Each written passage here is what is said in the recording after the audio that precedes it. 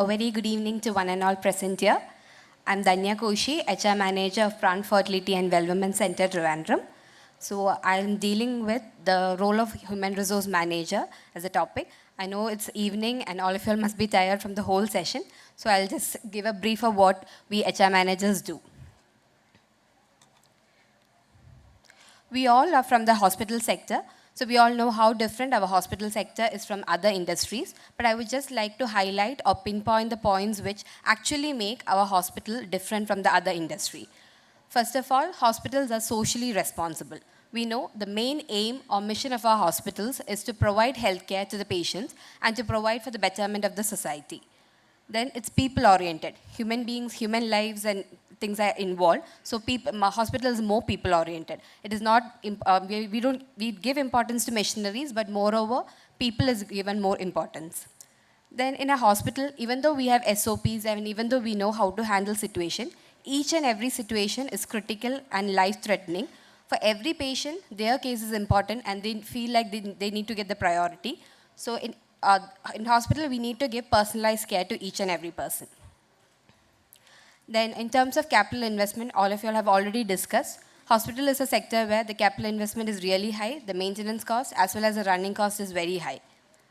Then complex ethical dilemmas. Hospital is a place where, as I already said, life-threatening situations are there. So many decision makings are there, which is of ethical importance. Then provides round-the-clock service. We don't work 9 to 5. Even though we have shifts and we have fixed time schedules, we never adhere to them or we never follow them. We have to give them round-the-clock service. 24/7, 365 days, healthcare professionals are working. Then the extensive regulations and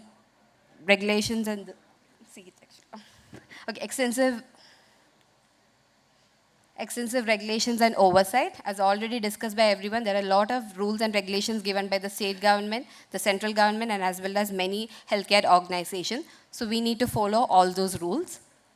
Requires a diverse and highly specialized workforce. Hospital is an environment where there's highly professional healthcare doctors as well as totally non-skilled workers also. So hospital is an environment which needs to accommodate highly skilled workers as well as completely non-skilled workers also.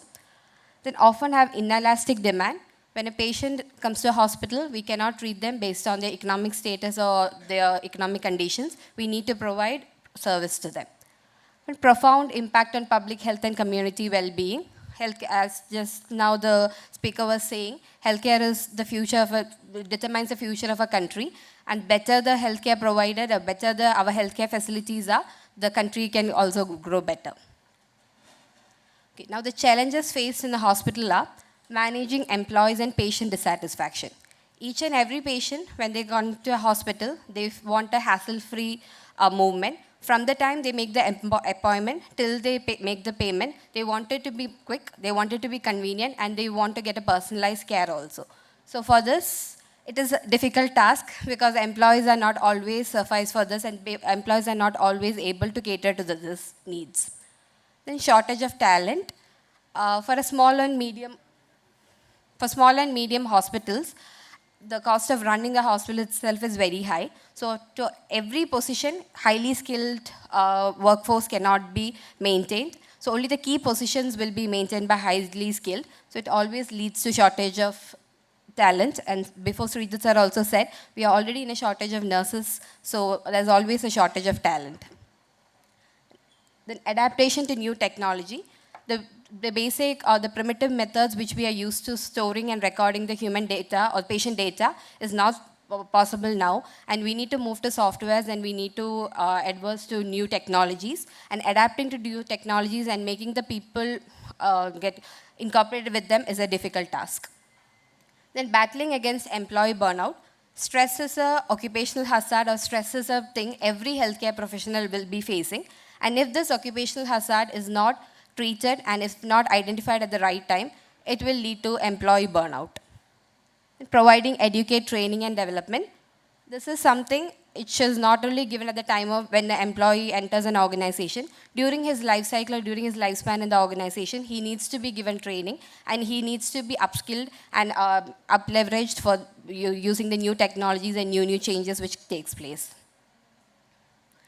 So now basically what a human resource department does in an organization is they are the ones who create, they are the ones who put into effect, and they are the ones who are responsible to make sure that whatever they have created, whatever policies they have created is being carried out in the organization, and it enables for the proper and smooth functioning of the hospital.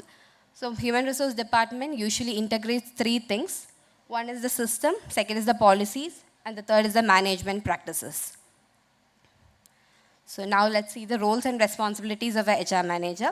First one is recruitment and onboarding. It's a very simple topic, everybody knows. Whenever there is a position opens in an organization, it is the duty of the HR department to identify the position, make the job description and invite the applications. Once you start receiving applications, you need to select the right person. Recruiting the right person at the right time for the right job is the main job or the main role of the HR department.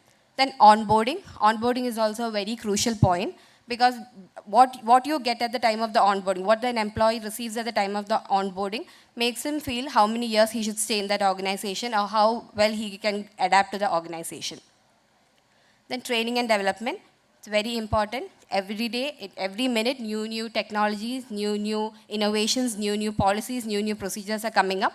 So every time, the employees need to be trained and they need to be given development. For this, it is the duty of the HR department to conduct seminars, workshops, and other activities. Then performance management. Everybody comes to an organization to perform. So we need to reward. If we don't give rewards and we don't consider them correct at the right time, if we don't identify their talents, there will be retention levels will be very high. So performance management should be very crucially done. For this, proper appraisal system should be done and it should not be biased at all. It should be done by the top management and without any bias, the right candidates should be identified and promotions and appraisals should be given to them. Then compliance and legal, as already mentioned, there are a lot of regulations, legal laws, statutory laws, and there are lots of compliances which needs to be followed. For the smooth running of the organization, we don't want to have any legal liabilities or we don't want any court summons. So we need to follow all the compliances and legalities. Health and safety. It is a duty of the HR manager or the HR department to consider all the other staffs as their own and to make sure that they are working in a healthy and safety environment, that there's no occupational hazards or job issues, and they're working in a proper manner. Succession planning, that is one of the best things which an organization should follow, because when you do succession planning, the employees know that if they do the right job, they're also getting an opportunity to grow. From when you are when the leader is being selected from yourself, you know you'll also get an opportunity in the future. And the person who is getting promoted knows the situation of the organization. So other than bringing an outsider, this transition will be much more easier. Employee relation. The role of the HR manager is to act as a neutral person or act as a counselor between the employees. There will be issues between employees itself. There can be issue between the management and the employees. So always the duty of the HR manager to act as the counselor and solve all the issues. Then compensation and benefits, salary packages, salary management, compensation benefits. Here also the HR manager should act as a neutral person. He or she should not make a burden for the management. They should not go into loss, as well as the workers should get a fair remuneration. Then employee engagement and retention. In the morning session, we had a very good session on employee engagement. Only if an employee feels that there is a chance to grow, they have something to do in an organization. Only if these points are there, you feel like staying in the organization. So it is the duty of the HR department to find out what they need and need to engage them in such activities. Then staffing and schedule, very, very important, because any department, if it is overstaffed or understaffed, it creates a lot of chaos and issues. So the right number of staff should be allocated to the right departments. From my personal experience, what I have felt is, all the other aspects is there, but mainly training is something which can be done throughout the lifespan of a person, and that will always help to improve the work efficiency. So two kinds of trainings which can be given is, one is continual medical training, which is given to doctors, nurses, and paramedics. The next one is service and behavioral training. This has to be given to both medical as well as non-medical professionals. Because hospital is a place where there is a mixture of emotions. There can be happy patients as well as sad patients. And the employees who work there need to understand what the patient is going through and need to cater to those needs. So for that, they should have a set of skills, which if they lack in some point, as an organization or as an HR department needs to identify that and make sure they're getting it improved. One of the main things is soft skills, which includes self-awareness, confidence building, interpersonal skills, team spirit, corporate communication, behavioral management, and leadership. Then leadership programs. If an issue is happening in a department, if you can resolve it among yourself, that will be the best. For that, the HR department can provide leadership activities and leadership programs to the staff, rather than an outsider or another person from a department coming and solving the issue. If it is solved among yourselves, it is much better. So leadership programs should be given. Everybody will be having a skill and everybody will want to become, has a skill. But the thing is, if you don't give them the proper nurturing, it will be hidden or it will be forbidden. So make sure that you give them leadership training so that they can come to the top. Then internal team building is something where hospitals has many ancillary departments and there will be a lot of inter-department issue. Department itself, there will be issues, there will be many personal issues. So when we create a team building activity or team building session, all the employees can come together, they get to know each other better, and this will always help in the better relation among themselves, which ultimately leads to the betterment of the hospital. Now, how much ever training we give them or whatever we do, if we don't understand what the employees are actually facing, there's no point. So continuous or feedback forms should be collected from staff members. This will help us analyze what is actually what their issue is, what the problems they are facing. If some particular policies are creating the issue, if all the employees are feeling the same, we can always revise it and stuff. So feedbacks need to be collected from them. So to conclude, being a people-oriented sector, managing employees, our workforce is very, very critical.